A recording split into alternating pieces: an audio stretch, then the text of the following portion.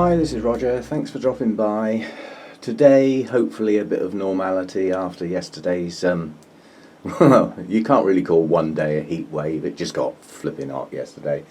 Max in here yesterday was 33.5 C. That's too hot. Compensated by the best humidity I could give. For the first time in my memory, my plants actually got soaked yesterday. I've got a hand sprayer, and basically they got a good soaking about an hour or so after lunchtime. The heat was building up to its maximum, and everything got a flipping good soaking. But I have to be careful in here throwing water around because of the electrics. These are not electrician installed electrics, and in some places, you know, water would not be good on some of the places where the wires join together. I don't mind it simply because there's only me in here. I know where the wires are and I know what I've done. And I don't normally splash water around. So although I did splash it about a bit yesterday, it was done with care. Always be careful. Water, electricity do not mix very well. Add people in with delicate fingers. It's not a big deal, you know. It is a big deal. You can whack yourself, and with mains electricity, it's not necessarily funny. It could actually knock you right down. So this is I just thought I'd hold the camera on something. This is my so-called old-fashioned Odontoglossum that's now an Oncidium, and this is Golden Rialto, and just probably on film it picks it up. These look like the most papery, delicate blooms. They're not. These are sturdy, chunky petals. They're very deceiving. I thought it was real delicate, lacy, papery. They're not. They're quite sturdy, bordering on the waxy type. Beautiful blooms. Pleased that it's flowered. That plant would not have liked yesterday one little bit. The old-fashioned Odontoglossums are cool growers, and they like constant air movement. Well, they got that. We've gone back to normal with the circulating fans. This is the gentle breeze setting, and at the moment the sky is overcast, there's no sunshine. Ambient temperature outside's about 23, something like that, so it's not particularly hot. If this cloud disperses and the sun comes out, we're going to get some more heat today, but nothing like yesterday. Today will be manageable. So the fans have come off the hurricane setting. I walked in here yesterday, nearly took my wig off. Yeah, it was a bit blowy in here yesterday, but that air movement was important yesterday. My extractor fan and inlet fan were still running as it got dark last night. They still hadn't got this place down to the temperature cut-off point. So yesterday was hard work. Plants got sprayed. Another thing I can do, I mean, this shelf here hated yesterday. It thought it had gone to hell. This is Masdevallias and Restrepias. They do not like that sort of heat. But with this thing behind me, blowing full blast on them, it would have kept the leaves as cool as I could manage in those sort of temperatures. So they're all alive, they've all survived. If there is any heat damage, it'll take a day or two before it shows. And just as a matter of interest, there's a spike on that one. Nay, I didn't notice that. There might even be one there, but whatever is poking up there has got some aphids on it. They just appear every now and again. They die very, very easily. You don't have to panic with aphids. You can just run your fingers up the leaves, if you're into that sort of thing, and squeeze gently. They don't live long. But yeah, I do have to watch. I do get aphids now and again. As a matter of interest, this Restrepia is actually got several flowers on it. One there, one there. As you can see, there's several up towards the back. So that's having a little go at the moment. This other one is a relatively new one. It had a bloom on it. Where's it gone? Oh, it's gone over at the back. That's a much deeper red one. That's a nice one. But yeah, this one flowers on and off year round. It even comes out in the winter time. It just puts flowers out every now and again. That's actually quite a few at the same time, which is quite good. It doesn't usually have a mass blooming. That's about as close as it gets. But I mean, there's 6 flowers out all at once. Happy with that. So anyway, the cool stuff. it's alive. Those two Deesers are probably not alive. They're not happy. The two larger ones are not happy, but not dead yet. You know, obviously they stand in water this time of year, but God knows what they thought of yesterday. God knows. Okay, so we're all sort of back up and running. Nothing died. Everything got watered. On the subject of water, we have our bucket ready to dunk our Vandas in, and we have our bowl ready to water the daily mounts. Everything like this that's, you know, on moss and on cork will be crispy dry this morning after the heat yesterday, so they'll all need watering again today, but that's like half an hour to 3/4 of an hour work. It's not a big deal, you know, and when you've got mounted orchids that push out spikes like that, I don't mind spending an hour a day if necessary. So, you know, we survived, and I'm trying an experiment. Yeah, memory. Let me go and get it. On the feeding front, I've had this stuff lying around for ages, and it got shoved up the back on a shelf simply because the analysis has got the magic word at the top of the nitrogen list.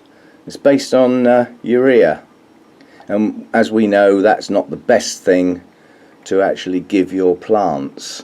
But the analysis of this is quite good, given that it's a 30-10-10. That is a frickin' high level of nitrogen.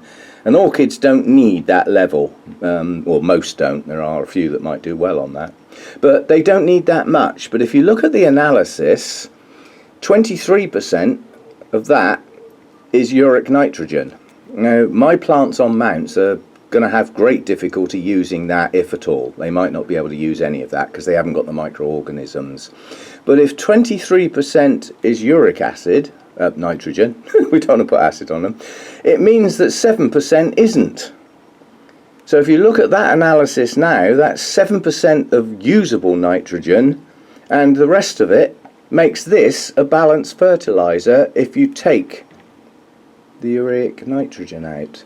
So I'm adding some of this. I'm certainly not doing it at the recommended or full strength.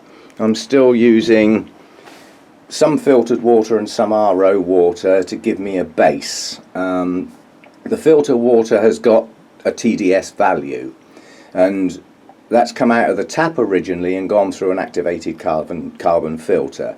The good thing about that is it takes out the chlorine and the stuff that's put in there for us humans to have nice clean drinking water. Plants need that gone.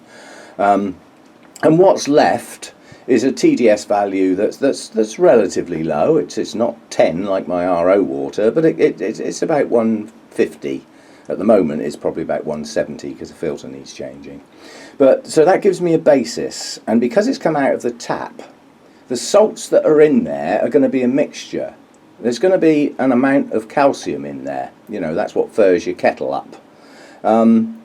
There's going to be some nitrates in there. You know, you get runoff from farmland and stuff like that. Originally, that probably would have been a urea-based nitrogen because that's the cheap stuff that you chuck on the land to feed your plants, and it works. It doesn't work so good on the orchids. So, you know, the TDS value from the base water has got some useful stuff in it. It's got some stuff in that I don't know. But if I'm allowed to drink it, it can't be that bad. That's the way I'm looking at it now. And I've added a bit of that stuff in on top of that base water to bring the TDS level up to what I would normally use, because it's the growing season and I'm not too happy with the plants getting no nitrogen at all, which is where I was at a few days ago. So that's where I'm going now. And as I said, that's such a high nitrogen value in that stuff. It's a crystal based thing, so the crystals have got to thoroughly dissolve and all that stuff like that. And any nitrogen that's in that water that evaporates off of bare roots like Vandas and things like that is going to probably go back to some form of crystal form.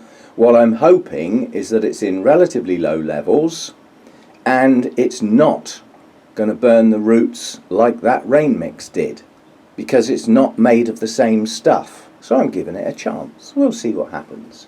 but I will keep a very wary eye on bare roots. I know now which are the sensitive ones and those that are handling it anyway, so I don't need to, I don't need to worry about those. I mean, as I said, this dendrobium up here, that's had the same stuff as everything else, and there's not a mark on the roots. They're all fine. They're all white with green growing tips. So that plant's roots are not sensitive to what it was getting. So comes off the worry list. However, where's he gone? He's hiding. This one is still on the worry list and has been ruined by that fertilizer. It's had all its roots burnt and it's lost its growing tips. It's still a viable plant, don't worry. I mean, those roots are still viable. They still take on board nutrients and can hydrate the plant. So the plant's not going to be lost. It just doesn't look very nice anymore. But it will do again. Hopefully now that burning process has stopped, the plant will react by pushing out some new roots and possibly branch from the roots that it's got. And eventually those roots will become the old roots and they'll die back anyway.